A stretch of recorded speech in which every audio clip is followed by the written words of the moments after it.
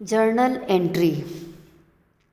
हमने previous class में journal entry के 3 एग्जाम्पल रूल्स डिस्कस किए थे। पर्सनल, रियल और नॉमिनल अकाउंट में personal account, debit the receiver, credit the giver. Real account, debit what comes in, credit what goes out.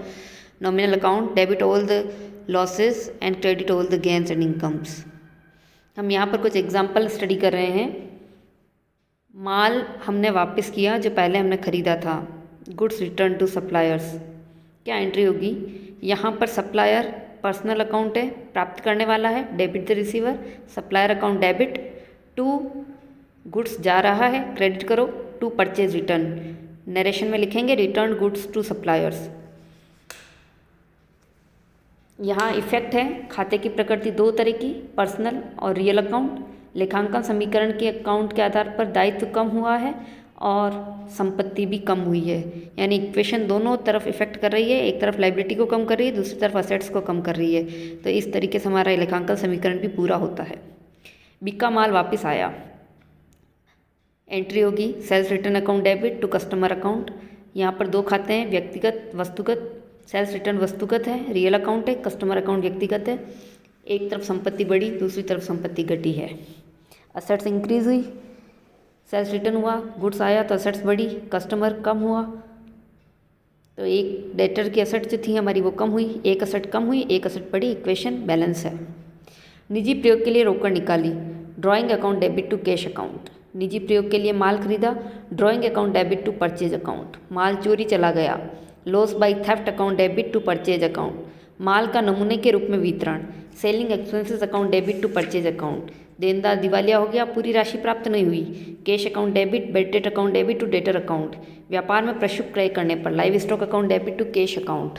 देनदार से नकद प्राप्ति के समय बट्टा दिया, cash account debit, discount allowed account debit to debtor account.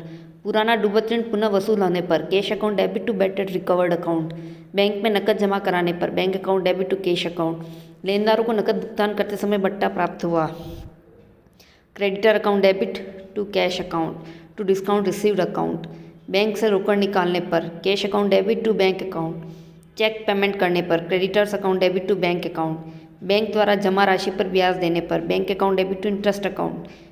Bank द्वारा कमीशन चार्ज करने पर commission account debit to bank account. मूल्यवर्धन कर सहित माल बेचने पर cash account debit to sales account to value added tax account.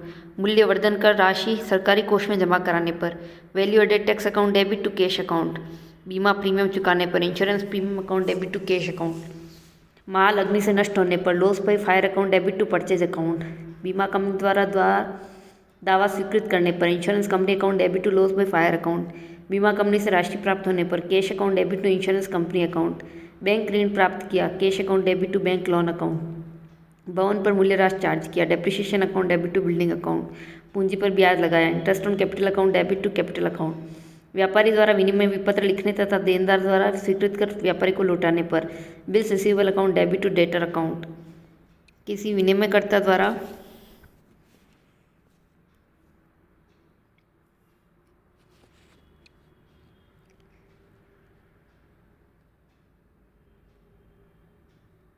किसी पूर्तिकर्ता द्वारा लिखित विनिमय विपत्र को स्वीकृत कर देनदार को वापस लौटाने पर creditors account debit to bills payable account.